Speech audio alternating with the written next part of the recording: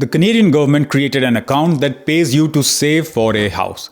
Most people in the GTA have never touched it, and in the next few minutes, I'll show you exactly how to use it. I'm Gaurav Singh, a real estate agent in the Greater Toronto area, and today we're doing a complete breakdown of the First Home Savings Account, or the FHSA. What it is, how it works, how to maximize it, and the exact mistakes that are costing people thousands of dollars. Now, before I explain what the FHSA is, I want you to understand why it's different from every other savings account you've ever heard of. Because once you see this, you'll understand why financial advisors are calling it the best account the government has ever created for home buyers. In Canada, we already have two popular registered accounts, the RRSP and the TFSA. Now, the RRSP gives you a tax deduction when you put money in. So you pay less tax today, but when you take the money out in retirement, you get taxed on it. Now, the TFSA is the opposite. No deduction going in, but the money grows and comes out completely tax-free. Now, here is the magic of the FHSA. It gives you both the benefits at the same time. Tax deduction going in, just like the RRSP. Tax-free withdrawal coming out, just like the TFSA, but only for your first home.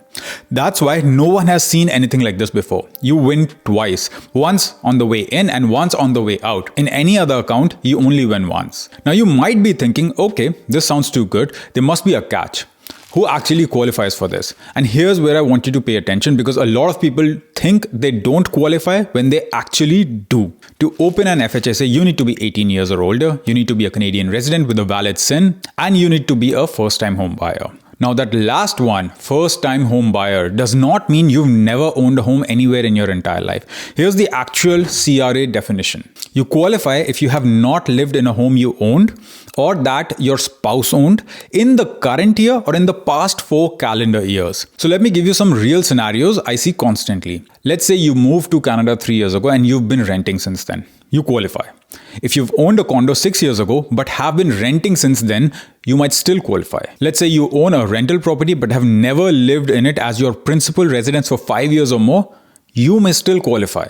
The 4-year rule is what matters, not your entire lifetime history. Always confirm with your accountant, but don't count yourself out before you check. Here's the part of the FHSA where most people make a very expensive mistake. The FHSA has two limits, $8,000 per year and $40,000 lifetime. Max it every year for 5 years and you've hit your lifetime cap. Now here's where the trap is. The FHSA has a carry forward rule. If you don't use your full $8,000 in a year, the unused room carries forward, but only up to a maximum of $8,000 at any time. So here's an example. Let's say in 2024, you contributed $3,000, so $5,000 carries forward. In 2025, your contribution room is $8,000 new plus $5,000 carried forward, which gives you a maximum of $13,000. Now here's the critical part, and this is what most people miss.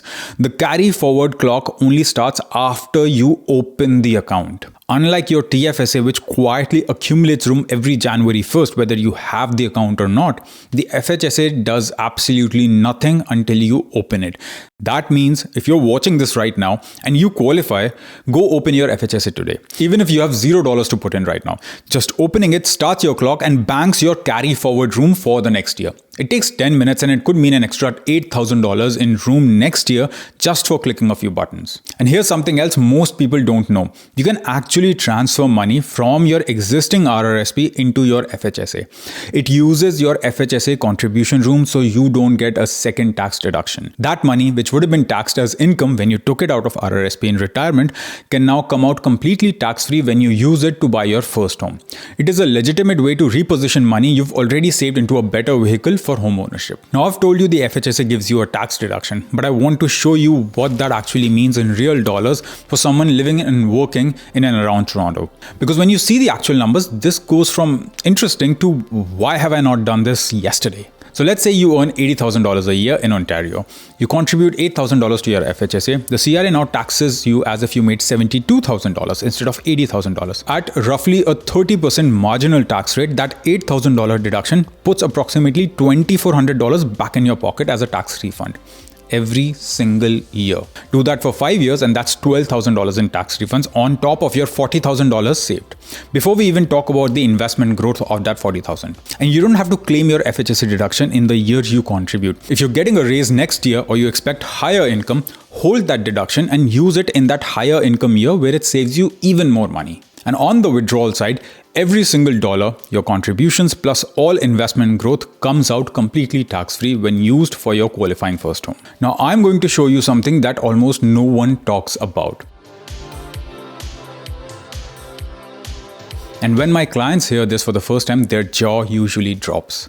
Because the FHSA is powerful on its own, but there's a way to stack it with another government program and unlock an amount of money most first-time buyers never thought was possible. In Canada, there are two programs you can use together when buying your first home.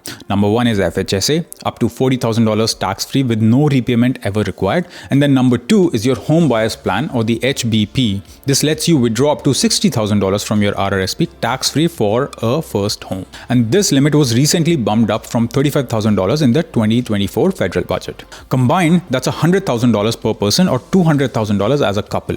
Now there is one difference.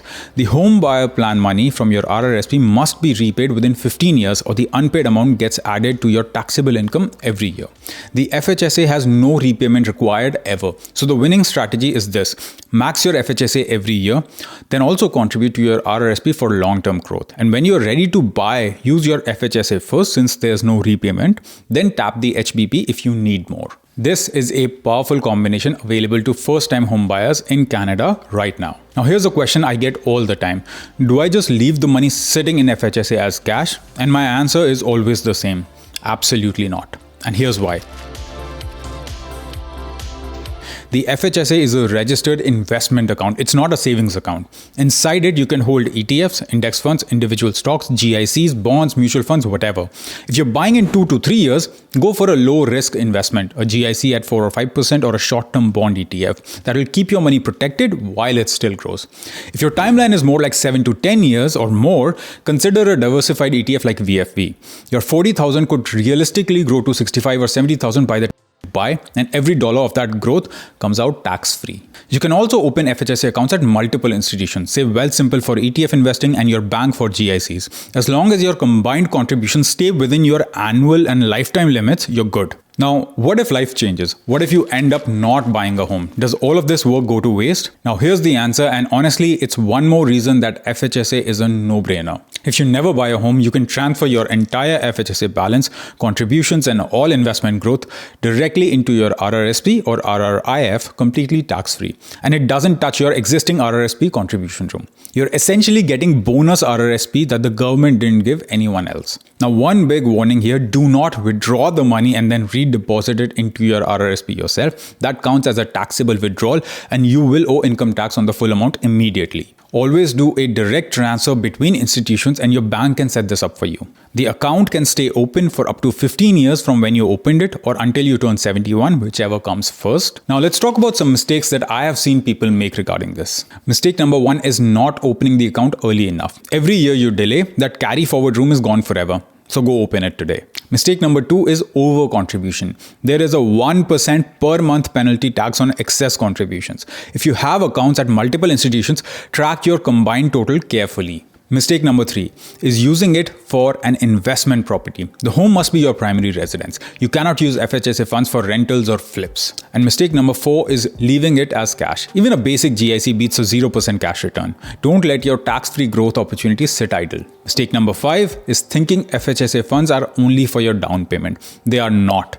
You can use your FHSA for closing costs, legal fees, moving expenses too. Every dollar you withdraw for a qualifying first home purchase comes out tax-free, not just the portion that goes towards the down payment. Alright, so that's your complete FHSA playbook. I have also linked an FHSA calculator in the description. Plug in your income, your contribution amount and how many years until you plan to buy. It will show you your exact tax refund every year, your projected balance and your total home buying power when you combine the FHSA with the home buyer's plan. Take 2 minutes and run your own numbers. And if you want to go deeper and learn everything about your first home in the Greater Toronto area from start to finish, I've linked the first time home buying webinar in the description as well. It covers the full home buying process, strategy, and not just the saving side of it. If this video helped you, then hit the like button because it genuinely helps more people find this content. Subscribe for more GTA real estate and personal finance breakdowns every week.